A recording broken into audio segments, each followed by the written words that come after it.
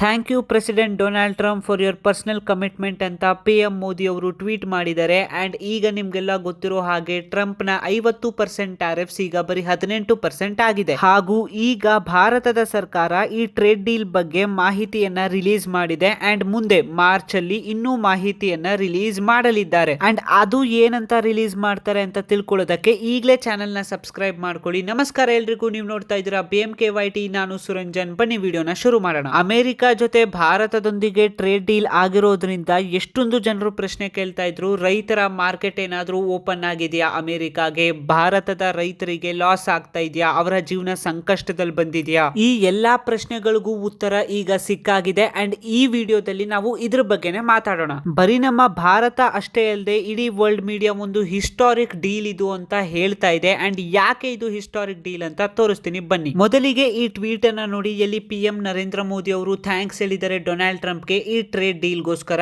And ಈ trade deal ನ ನಡುವೆ ಅಂದ್ರೆ ಇದರ ಹಿಂದೆ ಇದ್ದಿದ್ದು ಪಿಯೂಷ್ ಗೋಯಲ್ ಸಾರ್ ಅವರು and obviously their team also. So thanks ಅಂತಾನೆ ಹೇಳ್ಬೇಕು ನಾವು ಅವ್ರಿಗೆ. ಹೌದು ನೋಡಿ, ನೀವು ಕೇಳ್ಬೋದು ಯಾಕೆ ನಾವು ಥ್ಯಾಂಕ್ಸ್ ಹೇಳ್ಬೇಕು, 50% ಟ್ಯಾರಿಫ್ಸ್ ಇರ್ಲಿಲ್ವಾ, ಏನಕ್ಕೆ ಟ್ಯಾರಿಫ್ಸ್ ಹಾಕ್ಬೇಕಾಗಿತ್ತು, ಏನಕ್ಕೆ, ಇದನ್ನೆಲ್ಲ ಅರ್ಥ ಮಾಡ್ಕೊಳ್ಳಿ. ಇಲ್ಲಿ ಗೇಮ್ ಚೇಂಜ್ ಆಗಿದ್ದೆ ಟ್ರಂಪ್ ಇಂದ.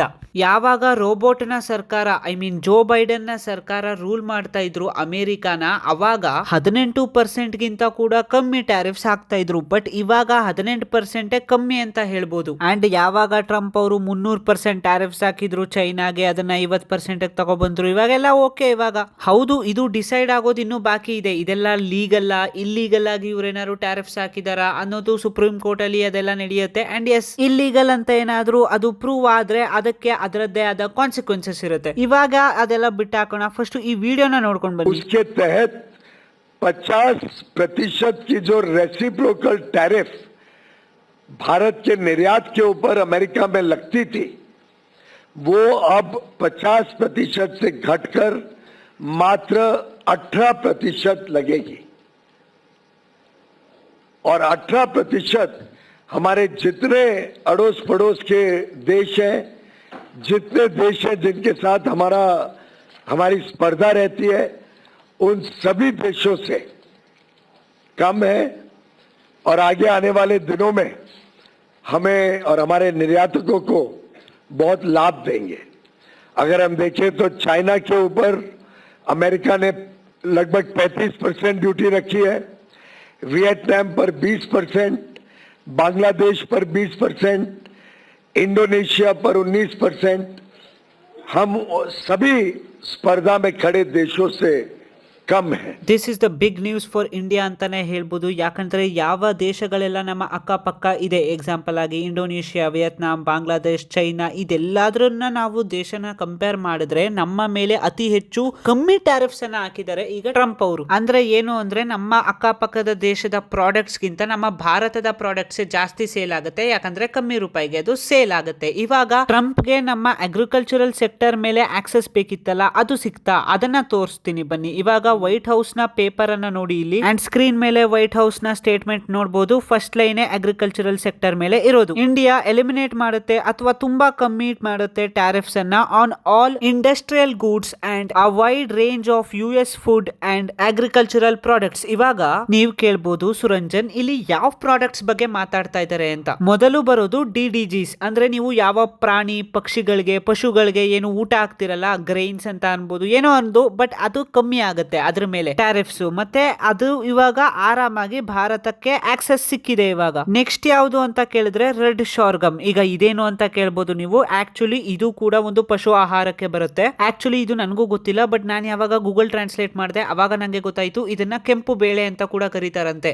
ಇದನ್ನ ಪ್ರೈಮರಿಲಿ ಆಗಿ ಅನಿಮಲ್ಸ್ ಫೀಡಿಂಗ್ ಗೆ ಯೂಸ್ ಮಾಡ್ತಾರೆ ಅಮೆರಿಕಾದಲ್ಲಿ, ಮತ್ತೆ ಎಥನಾಲ್ ಬ್ಲೆಂಡಿಂಗ್ ಗೆ ಅಥವಾ ಎಥನಾಲ್ ಕ್ರಿಯೇಷನ್ ಗೆ. ಈಗ ಇದು ಫಸ್ಟ್ ಎರಡು ಇದೆಯಲ್ಲ, ಇದು ಪಶು ಆಹಾರಕ್ಕೆ ಬರುತ್ತೆ. ಸೊ ಇದನ್ನ ಬಿಟ್ಟಾಕ್ಬಿಡೋಣ ನಾವು. ಆಲ್ಸೋ ಇದು ವೈಟ್ ಹೌಸ್ ನ ಸ್ಟೇಟ್ಮೆಂಟ್ ಅಲ್ಲೇ ಬರ್ದಿದೆ, this is for animal feed not for humans ಅಂತ. ಸೊ ಇದು ಪಶು ಆಹಾರ ಆಯ್ತು. ಸೊ ಇದನ್ನ ಬಿಟ್ಟಾಕೋಣ. ಈಗ ನೆಕ್ಸ್ಟ್ ಈ ಲಿಸ್ಟ್ ಅಲ್ಲಿ ಬರೋದು ಟ್ರೀ ನಟ್ಸ್. ಈಗ ಟ್ರೀ ನಟ್ಸ್ ಅಂದ್ರೆ ಏನು ಅಂತ ಕೇಳಿದ್ರೆ, ಈಗ ದ್ರಾಕ್ಷಿ, ಗೋಡಂಬಿ, ಡ್ರೈ ಫ್ರೂಟ್ಸ್ ಅಂತ ನಾವೇನ್ ಕರಿತೀವಲ್ಲ, ಸೊ ಇದೆಲ್ಲ ಡ್ರೈ ಫ್ರೂಟ್ಸ್ ಬರುತ್ತೆ. ಗೋಡಂಬಿ, ದ್ರಾಕ್ಷಿ, ದ್ರಾಕ್ಷಿ, ಖರ್ಜೂರ, ಇನ್ನು various types of dry fruits ಬರುತ್ತೆ ಅಂಡ್ ಇದೆಲ್ಲ ಇದ್ರ ಒಳಗಡೆ ಬರುತ್ತೆ ಅಂಡ್ ಸೊ ಇವ್ರಿಗೆ ಆಕ್ಸೆಸ್ ಇದಕ್ಕೂ ಕೂಡ ಸಿಕ್ಕಿದೆ. ಒಂದ್ ನಿಮಿಷ ಇರಿ ಸುರಂಜನ್, ಕ್ಯಾಲಿಫೋರ್ನಿಯಾ ಆಲ್ಮಂಡ್ಸ್ ಇತ್ತು ಅಲ್ವಾ ಮೊದ್ಲಿಂದಾನೆ? ಹಾಗಿದ್ರೆ ಮೊದ್ಲಿಂದನೂ ಕೂಡ ಇತ್ತು ಅಂತ ಕೇಳಿದ್ರೆ ಹೌದು, ಇದು ಮೊದ್ಲಿಂದ ಕೂಡ ಇತ್ತು ಇವ್ರಿಗೆ ಆಕ್ಸೆಸ್, ಬಟ್ ಈಗ ಮತ್ತೆ ಸಿಕ್ಕಿದೆ. ಅಂಡ್ ಇದ್ರ ಅಡ್ವರ್ಟೈಸ್ಮೆಂಟ್ ಎಲ್ಲ ಕೂಡ ನೋಡಿರ್ತೀರಾ ಅಂಡ್ ಇದೇನು ಹೊಸ ಆಕ್ಸೆಸ್ ಏನಲ್ಲ, ಇದು ಮೊದ್ಲಿಂದನೂ ಕೂಡ ಇತ್ತು. ಬಟ್ ಈಗ ನೆಕ್ಸ್ಟ್ ಏನಿದೆಯಲ್ಲ ಅದು ತುಂಬಾ ಕನ್ಸರ್ನಿಂಗ್ ಆಗಿರುತ್ತೆ, ತುಂಬಾ ಬೇಜಾರಾಗುತ್ತೆ. Fresh and processed fruit. ಈಗ ನೋಡಿ, ಫ್ರೂಟ್ಸ್ ಅಂತ ಹೇಳಿದ್ರೆ ಆಬ್ವಿಯಸ್ಲಿ ಹಣ್ಣುಗಳು, ಪಪಾಯ ಆಗಿರ್ಬೋದು ಅಥವಾ ಪೈನಾಪಲ್ ಆಗಿರ್ಬೋದು, ಸೇಬ್ ಆಗಿರ್ಬೋದು ಅಥವಾ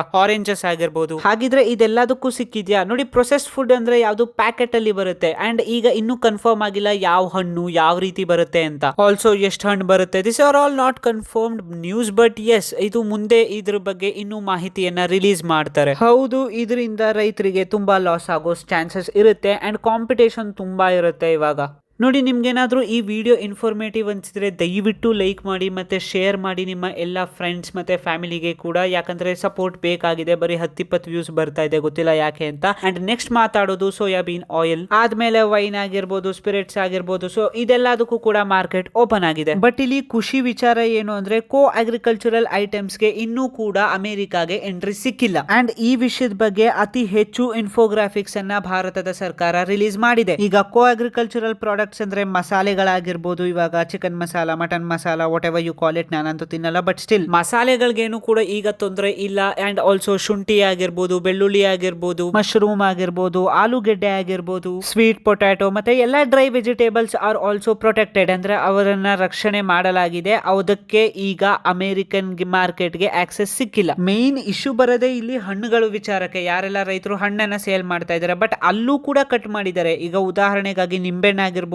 ಅಥವಾ ಆರೆಂಜ್ ಆಗಿರ್ಬೋದು ಅಂಡ್ ಆಲ್ಸೋ ದ್ರಾಕ್ಷಿ ಆಗಿರ್ಬೋದು. ಸೊ ಇದಿಷ್ಟಕ್ಕೂ ಕೂಡ ಎಂಟ್ರಿ ಸಿಕ್ಕಿಲ್ಲ, ಬಟ್ ಬೇರೆ ಹಣ್ಣುಗಳೆಲ್ಲ ಕೂಡ ಸೇಲ್ ಆಗಬಹುದು ಅಂಡ್ ಆಲ್ಸೋ ಇವ್ರದ್ದು ಇದಕ್ಕೆಲ್ಲ ಕೂಡ ಕಮ್ಮಿ ಟ್ಯಾರಿಫ್ಸ್ ಇರುತ್ತೆ. ಆಬ್ವಿಯಸ್ಲಿ ಅದಕ್ಕೆ ರೈತರಿಗೆ ತುಂಬಾ ಲಾಸ್ ಆಗೋ ಚಾನ್ಸಸ್ ಇರುತ್ತೆ ಅಂಡ್ ತುಂಬಾ ಕಾಂಪಿಟೇಷನ್ ಇರುತ್ತೆ. ಯಾವಾಗ ಪ್ರೊಸೆಸ್ಡ್ ಫುಡ್ ಅಂದ್ರೆ ಪ್ಯಾಕೆಟ್ ಅಲ್ಲಿ ಬರೋದಾಗಿರ್ಬೋದು ಅಂಡ್ ಇದೆಲ್ಲ ತಿನ್ನೋದಕ್ಕೂ ಕೂಡ ಚೆನ್ನಾಗಿರಲ್ಲ. ಹೀಗಂತ ಹೋಗ್ಬಿಟ್ಟು ಗವರ್ಮೆಂಟ್ ವಿರುದ್ಧ ಸ್ಟ್ರೈಕ್ ಏನು ಮಾಡೋದಕ್ಕೆ ಹೋಗ್ಬೇಡಿ, ದಯವಿಟ್ಟು ಅರ್ಥ ಮಾಡ್ಕೊಳ್ಳಿ, ಸ್ವಲ್ಪ ಪೆದ್ದರಾಗಬೇಡಿ. ನೀವು ಕೂಡ ಆದಷ್ಟು ಎಲ್ಲರೂ ಕೂಡ ಇಂಡಿಯನ್ ಪ್ರಾಡಕ್ಟ್ಸ್ ಅನ್ನ ಬೈ ಮಾಡಿ ಅಂಡ್ ಅಮೆರಿಕನ್ ಪ್ರಾಡಕ್ಟ್ಸ್ ನ ಬೈಕಾಟ್ ಮಾಡಿ ಅಂಡ್ ಇದರಿಂದ ನಮ್ಮ ರಿಲೇಷನ್ ಕೂಡ ಇಂಪ್ರೂವ್ ಆಗುತ್ತೆ, ಜೊತೆಗೆ ನಮ್ಮ ಪ್ರಾಡಕ್ಟ್ಸ್ ಕೂಡ ಜಾಸ್ತಿ ಸೇಲ್ ಆಗುತ್ತೆ. ಆಲ್ಸೋ ಜನರಿಕ್ ಫಾರ್ಮಾಸ್ಯೂಟಿಕಲ್ಸ್ ಮೇಲೆ 0% ಟ್ಯಾರಿಫ್ಸ್ ಇರುತ್ತೆ, ಕಂಪ್ಲೀಟ್ ಎಲಿಮಿನೇಷನ್ ಮಾಡ್ಬಿಟ್ಟಿದ್ದಾರೆ. ಸೊ ಇವಾಗ ಭಾರತಕ್ಕೆ ಒಂದು ಪ್ಲಸ್ ಪಾಯಿಂಟ್. ಏರ್ಕ್ರಾಫ್ಟ್ ಪಾರ್ಟ್ಸ್ ಗಳಿಗೆ ಈಗ 0% ಟ್ಯಾರಿಫ್ಸ್ ಇರುತ್ತೆ and also textile industries. So ಇದ್ರ ಮೇಲೆ ಸ್ಟಾಕ್ಸ್ ಮೇಲೆ ಇನ್ವೆಸ್ಟ್ ಮಾಡಿ, ಅದು ಗ್ರೋ ಆಗ್ಬೋದು. ಸೊ ಇದರಿಂದ ಏನಾಗುತ್ತೆ, ಚಿಕ್ಕ ಪುಟ್ಟ ಬಿಸ್ನೆಸ್ ಗಳಿಗೆ ತುಂಬಾ ಗ್ರೋ ಆಗೋ ಚಾನ್ಸಸ್ ಸಿಗುತ್ತೆ. ಸೊ ಇಲ್ಲಿ ಭಾರತ ಸರ್ಕಾರ ನಮ್ಗೆಲ್ಲ ಒಳ್ಳೇದೇ ಮಾಡ್ತಾ ಇದೆ. ಟೆಕ್ಸ್ಟೈಲ್ ಇಂಡಸ್ಟ್ರೀಸ್ ಬಗ್ಗೆ ಮಾತಾಡೋದಾದ್ರೆ ಅಕ್ಕಪಕ್ಕದ ದೇಶಗಳು ಕೂಡ ಟೆಕ್ಸ್ಟೈಲ್ ಇಂಡಸ್ಟ್ರೀಸ್ ಅಲ್ಲಿ ಇದೆ ಅಂಡ್ ಅವರು ಕೂಡ ಬಟ್ಟೆಗಳ ವ್ಯಾಪಾರ ಮಾಡ್ತಾರೆ, ಬಟ್ ಅವ್ರಿಗಿಂತ ತುಂಬಾ ಕಮ್ಮಿ ಟ್ಯಾರಿಫ್ಸ್ ಹಾಕಿದ್ದಾರೆ ನಮ್ಮ ಮೇಲೆ.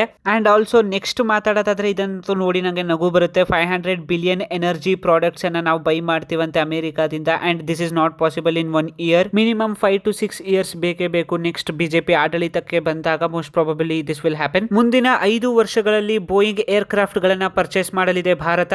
ಆಮೇಲೆ US ಆಯಿಲ್ ಅನ್ನ ಪರ್ಚೇಸ್ ಮಾಡಲಿದೆ ಭಾರತ. ಸೊ ಇದೆಲ್ಲದ್ರ ಸ್ಟಾಕ್ಸ್ ಮೇಲೆ ಕೂಡ ಇನ್ವೆಸ್ಟ್ ಮಾಡ್ಕೊಂಡು ಬನ್ನಿ ಅಂಡ್ ಈವನ್ ಕೋಲ್ ಮೇಲೂ ಕೂಡ ಇನ್ವೆಸ್ಟ್ ಅನ್ನ ಮಾಡಬಹುದು. ನಾನು ಯಾವುದೇ ಫೈನಾನ್ಷಿಯಲ್ ಅಡ್ವೈಸರ್ ಅಲ್ಲ ಅಂಡ್ ನಾನು ಅಡ್ವೈಸ್ ಕೂಡ ಮಾಡೋದಿಲ್ಲ, but this are all my opinions ಅಷ್ಟೇ. ಟ್ರೇಡ್ ಡೀಲ್ ಏನೋ ಆಗಿದೆ, ನಮಗೆ 0% ಟ್ಯಾರಿಫ್ಸ್ ಕೂಡ ಹಾಕಾಗಿದೆ. ಎಕ್ಸಾಂಪಲ್ ಟೀ, ಕಾಫಿ ಆಗಿರ್ಬೋದು, ಫಾರ್ಮಾಸ್ಯೂಟಿಕಲ್ಸ್ ಆಗಿರ್ಬೋದು ಅಥವಾ ಏರ್ ಕ್ರಾಫ್ಟ್ ಐಟಮ್ಸ್ ಆಗಿರ್ಬೋದು. ಬಟ್ ಸ್ಟಿಲ್ ಈಗ ಟ್ರೇಡ್ ಸರ್ಪ್ಲಸ್ ಡೌನ್ ಆಗುತ್ತೆ, ಯಾಕಂದ್ರೆ ಟ್ರೇಡ್ ಸರ್ಪ್ಲಸ್ ನ ಮೇಂಟೈನ್ ಮಾಡೋದ್ರಲ್ಲೇ ಇರುವುದು, ಅದು ತುಂಬಾ ಕಷ್ಟ ಆಗುತ್ತೆ ಭಾರತ ಸರ್ಕಾರಕ್ಕೆ. ಸೊ ಈಗ ನಾನು ಇಷ್ಟ ಹೇಳಿದಿನಲ್ಲ, ಇಷ್ಟನ್ನ ಅರ್ಥ ಮಾಡ್ಕೊಂಡಿದ್ರೆ ನೀವು ನಿಜವಾಗ್ಲೂ ಒಳ್ಳೆ ಸ್ಟಾಕ್ಸ್ ಅನ್ನ ಚೂಸ್ ಮಾಡ್ತೀರಾ, ಒಳ್ಳೆ ಇನ್ವೆಸ್ಟ್ಮೆಂಟ್ ಅನ್ನ ಮಾಡ್ತೀರಾ ಅಂಡ್ ಆಲ್ಸೋ ನಿಮ್ಗೆ ಗೊತ್ತಾಗಿರುತ್ತೆ, ಸ್ವಲ್ಪ ಜಿಯೋಪೊಲಿಟಿಕಲ್ ಐಡಿಯಾಸ್ ಬರುತ್ತೆ, ಮುಂದೆ ಭವಿಷ್ಯದಲ್ಲಿ ಏನಾಗ್ಬೋದು ಅಂತ ಕೂಡ ನೀವು ಪ್ರೆಡಿಕ್ಟ್ ಅನ್ನ ಮಾಡಬಹುದು ಅಂಡ್ ಬೇರೆಯವ್ರಿಗೂ ಕೂಡ ನೀವು ಹೇಳ್ತೀರಾ. ಸೊ ಇದನ್ನೆಲ್ಲ ತಿಳ್ಕೊಳ್ಳೋದಕ್ಕೆ ಈಗಲೇ ಚಾನೆಲ್ನ ಸಬ್ಸ್ಕ್ರೈಬ್ ಮಾಡಿ. ಅಂಡ್ ಆಲ್ಸೋ ಬರೀ ಇಷ್ಟೇ ಅಲ್ಲ, ಮಾರ್ಚ್ ಅಲ್ಲಿ ಇನ್ನೂ ಇನ್ಫಾರ್ಮೇಶನ್ ಬರುತ್ತೆ. ಸೊ ಮಾರ್ಚ್ ಅಲ್ಲೂ ಕೂಡ ನಾನು ವಿಡಿಯೋಸ್ ಅನ್ನ ಮಾಡಿ ಹಾಕ್ತೀನಿ. ಇದ್ರ ಬಗ್ಗೆ ಏನಾದರೂ ಅಪ್ಡೇಟ್ಸ್ ಬಂದ್ರೆ ನೆಕ್ಸ್ಟ್ ವಿಡಿಯೋ ಅದ್ರ ಮೇಲೆ ಆಗಿರುತ್ತೆ. ಸೊ ಈಗಲೇ ಚಾನಲ್ನ ಸಬ್ಸ್ಕ್ರೈಬ್ ಮಾಡ್ಕೊಳ್ಳಿ ಅಂಡ್ ಈ ವಿಡಿಯೋನ ಪ್ರತಿಯೊಬ್ಬರಿಗೂ ಕೂಡ ಶೇರ್ ಮಾಡಿ. ಸೊ ಸಿಗೋಣ ಮುಂದಿನ ವಿಡಿಯೋದಲ್ಲಿ. ಅಲ್ಲಿವರೆಗೂ ಕೂಡ ಎಲ್ರಿಗೂ ಜೈ ಜಗನ್ನಾಥ್, ಜೈ ಪಂಚಸಖ, ಜೈ ಶ್ರೀರಾಮ್, ಜೈ ಹಿಂದ್, ಜೈ ಭಾರತ್, ಜೈ ಕರ್ನಾಟಕ ಮಾತೆ, ಜೈ ಹಿಂದ್.